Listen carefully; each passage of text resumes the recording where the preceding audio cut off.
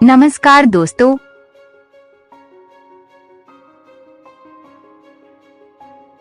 तालाब में अमोनिया कैसे कम करें?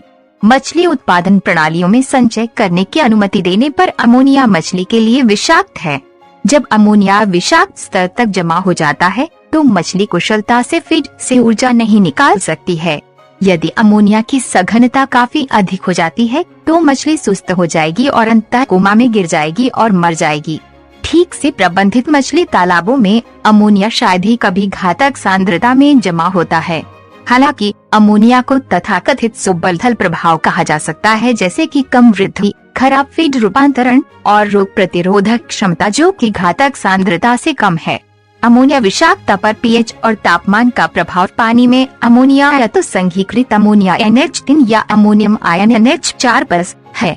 अमोनिया को मापने के लिए इस्तेमाल की जाने वाली तकनीकें एक मूल्य प्रदान करती हैं, जो दोनों रूपों का योग है।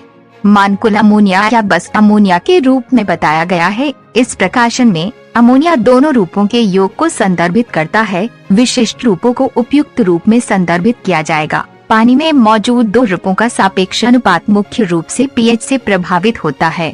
अनायनित अमोनिया विषाक्त रूप है और पीएच अधिक होने पर प्रबल करता है। पीएच कम होने पर अमोनियम आयन अपेक्षाकृत नॉन टॉक्सिक और प्रबल होता है। सामान्य तौर पर जब पीएच 8.0 से कम होता है तो 10% से कम अमोनिया जहरीले रूप में होता है। हालांकि पीएच अनुपात 6:1 के रूप में ये अनुपात नाट के रूप से बढ़ता है। पीएच और तापमान के कार्य के रूप में विषैले अनायनित अमोनिया का अनुपात बढ़ जाता है। पानी के नमूने में अनायनित अमोनिया के अनुपात को निर्धारित करने के लिए पानी के पीएच से एक रेखा को सीधे उस रेखा तक खींचें जो पानी के तापमान के सबसे करीब है। उस बिंदु से दाईं ओर एक रेखा खींचें जब तक कि ये ग्राफ की ऊर्ध्वाधर अक्ष को नहीं काट देता। ये बिंदु पानी के नमूने में अनायनित अमोनिया के प्रतिशत का अनुमान है। अब संयुक्त राष्ट्र में अमोनिया एकाग्रता का अनुमान लगाने के लिए कुल अमोनिया एकाग्रता द्वारा बस उस संख्या 100 से विभाजित को गुणा करें। मछली तालाबों में अमोनिया डायनेमिक्स अमोनिया एकाग्रता और कई अन्य जल गुणवत्ता चर के माप का मापन केवल उस समय की स्थितियों का एक स्नैपशॉट प्रदान करता है जब पानी का नमूना एकत्र किया जाता है।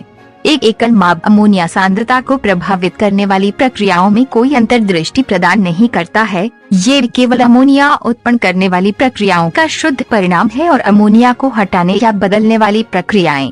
इन प्रक्रियाओं के बीच संबंध जटिल हैं, लेकिन महत्वपूर्ण बिंदु यह है कि दरें पूरे वर्ष के दौरान बदलती हैं और मापा पैटर्न में परिणाम होता है। अमोनिया के स्रोत मछली तालाबों में अमोनिया का मुख्य स्रोत मछली का उत्सर्जन है। जिस दर पर मछली का अमोनिया उत्सर्जित होता है वह सीधे फीडिंग दर और फीड में प्रोटीन के स्तर से संबंधित है।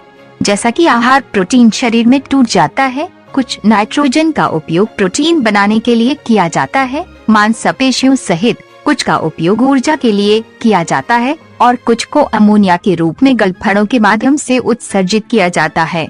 इस प्रकार फीड में प्रोटीन तालाबों में सबसे अमोनिया का अंतिम स्रोत है जहां मछली खिलाया जाता है। मछली के तालाबों में अमोनिया का एक अन्य मुख्य स्रोत तलछट से फैलाव है।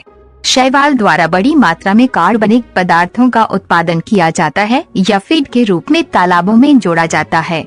मछली और मृत शैवाल द्वारा उत्सर्जित फेकल ठोस तालाब के तल पर बस जाते हैं जहां वे सड़ जाते हैं। इस कार्बनिक पदार्थ के अपघटन से अमोनिया का उत्पादन होता है जो तलछट से पानी के स्तंभ में फैलता है। मछली तालाबों में अनायनित अमोनिया एकाग्रता पर पीएच में दैनिक उतार चढ़ाव का प्रभाव। शीर्ष क्षैतिज रेखा 2.5 mgNL की कुल अमोनिया एकाग्रता को इंगित करती है, जिसे दिन के दौरान नहीं बदलने के लिए माना जाता है।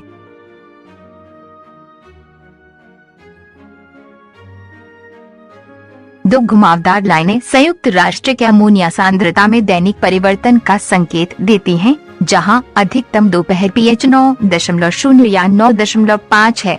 इन स्थितियों से संकेत मिलता है कि मछली को दोपहर के दौरान संक्षिप्त अवधि के लिए विषाक्त संयुक्त रूप से आयनित अमोनिया सांद्रता के संपर्क में लाया जा सकता है।